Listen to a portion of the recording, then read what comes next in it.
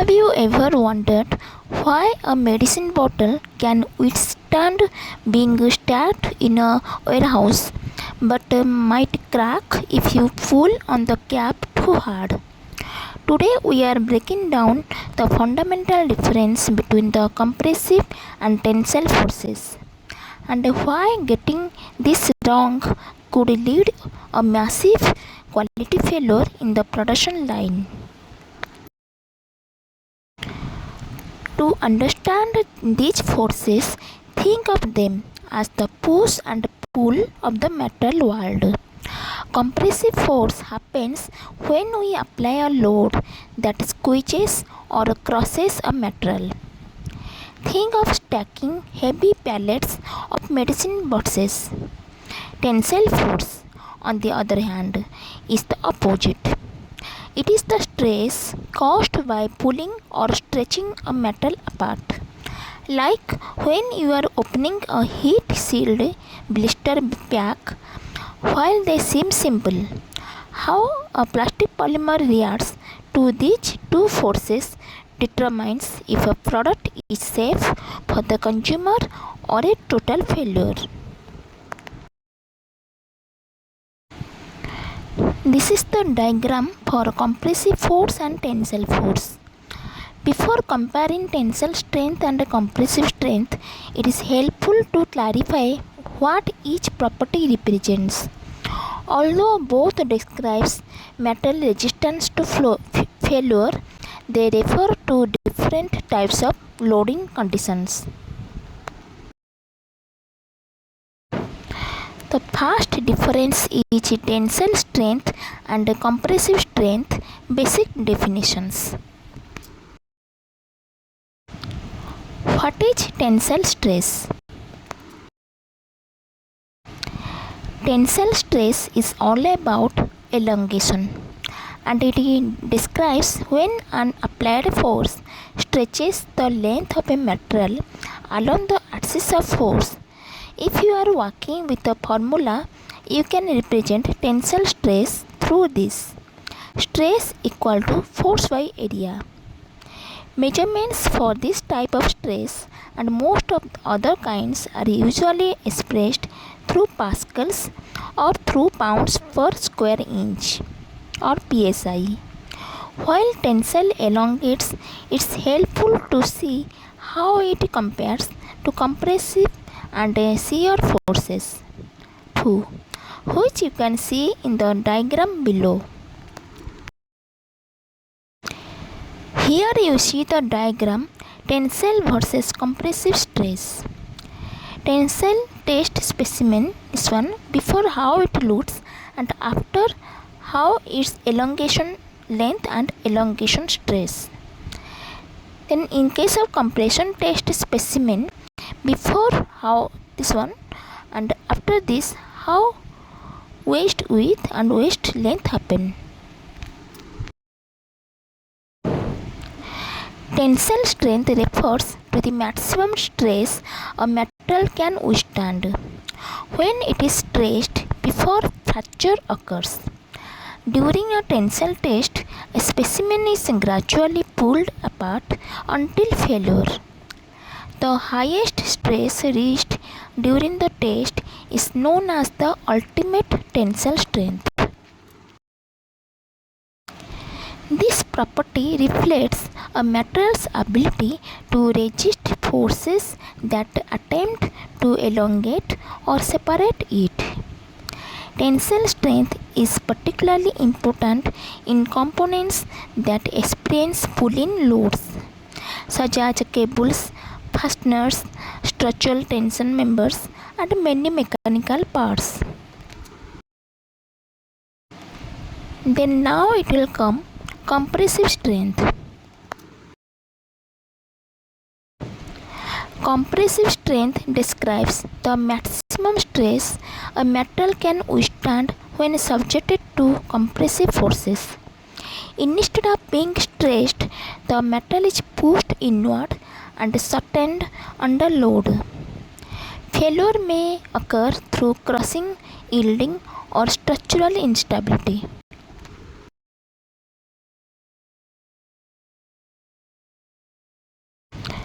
The relationship between tensile and compressive strength varies significantly across materials. For many ductile metals, a ductile metal is a material that can stretch, bend, or be pulled into thin wires without breaking. Common examples of ductile metal include gold, copper, silver, aluminum, and mild steel. The two strains are relatively similar. In contrast, a brittle metal is a solid material that fractures or snaps suddenly under stress, with little to or no prior bending, stretching, or warning, such as ceramics, concrete, and rock often exhibit much higher compressive strength than tensile strength. Then second difference is tensile and compressive strength testing methods.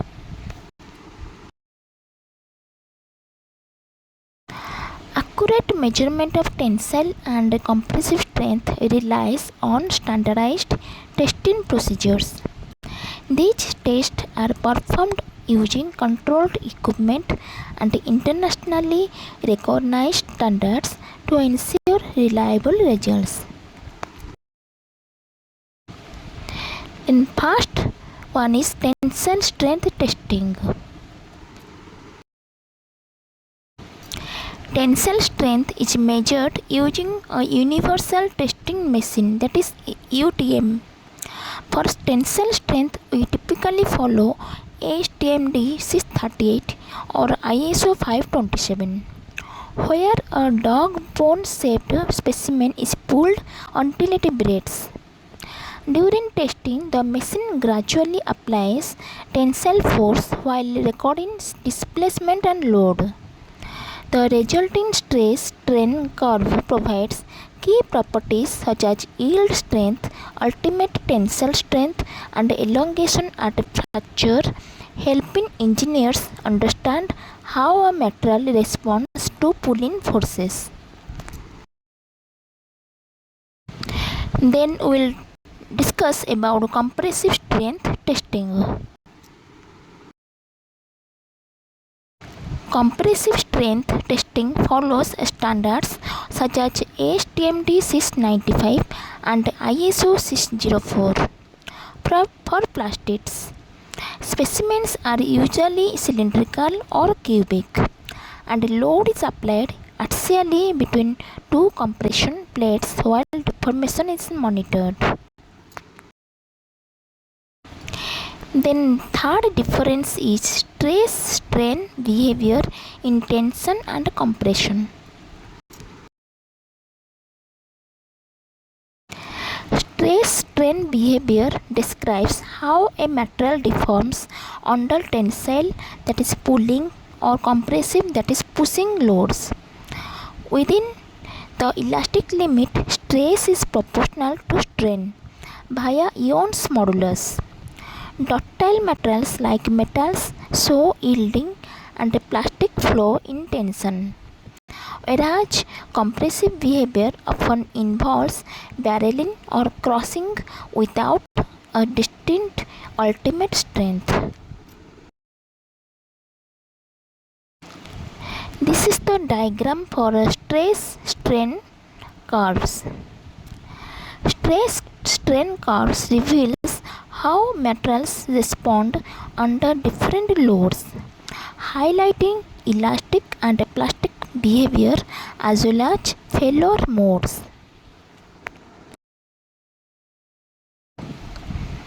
First, we will discuss tensile behavior. The curve begins with a linear elastic region where stress is proportional to strain. After reaching the yield point, permanent plastic deformation occurs, followed by strain hardening. Eventually, necking leads to fracture at the ultimate tensile strength. Brittle metals such as ceramics fail shortly after the elastic limit with minimal plastic deformation. Compressive behavior. The initial elastic region is similar to tension. For ductile metals, the specimen can support higher loads as its cross-section expands, often without a clear maximum stress point. Brittle metals reach a peak stress and then fail abruptly through crossing or fragmentation. Friction at the specimen ends can create barreling effect, slightly increasing measured compressive strength. These patterns explain why tensile tests show clear fracture points while compression tests may display gradual deformation or sudden crossing depending on material type. Then four differences failure modes in tension and compression. This is the diagram for failure modes of tension and compression. Materials exhibit distinct failure modes under tensile and compressive loads, influenced by both their mechanical properties and geometry. In case of tensile failure, ductile materials typically experience significant plastic deformation before breaking. Necking concentrates stress in the narrowest section, leading to fracture with the characteristic features such as a cup and cone surfaces or fibrous zones. Brittle metals fail abruptly with minimal deformation as cracks propagate rapidly once stress exceeds fracture strength. In case of compressive failure, slender or long components may fail through buckling, bending laterally before reaching the material's compressive limit. Brittle metals often fail along shear planes at roughly 45 degrees to the applied load and under very high pressure. Concrete or rock may fragment completely. Laboratory tests show that end constraints and friction can create barreling or uneven stress distribution, slightly altering measured strength. Overall tensile and compressive loading produce markedly different responses, and the dominant failure mode depends on both metal type and component geometry. These differences help explain why certain materials are suited to tension dominated and applications while others perform best under compression. What are the examples of tensile stress? There are tons of examples that exist in the real world of tensile stress and how it looks. We have listed a few to give you a good idea of how it appears. Pulling a rubber band apart. Then second will two people pulling opposite ends a rope away from each other.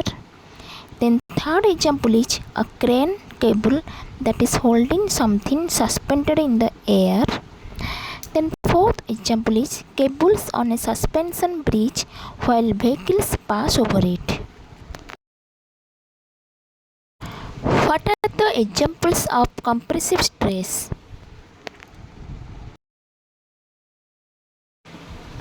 There are plenty of examples of this type of stress too, many of which you will come across in everyday life. Concrete slabs as a flooring in buildings or as sidewalks that deform as people, animals and machines walk and roll over them. Second one, structural columns in buildings that support the weight of every floor. And third example is furniture items like chairs and couches which compress under weight of people on the top. Then last one is conclusion. Tensile and compressive strength define how materials respond to stretching and compression. To determine by internal structure and deformation mechanism, metals behave differently depending on type of geometry and loading conditions, on which also affects their failure modes. Thank you so much for spending part of your day here at PlasticPharmTech. I hope this video of compressive and tensile forces helps you in your next project or interview. If you found this helpful, a simple like tells me to keep making more of these technical deep dives.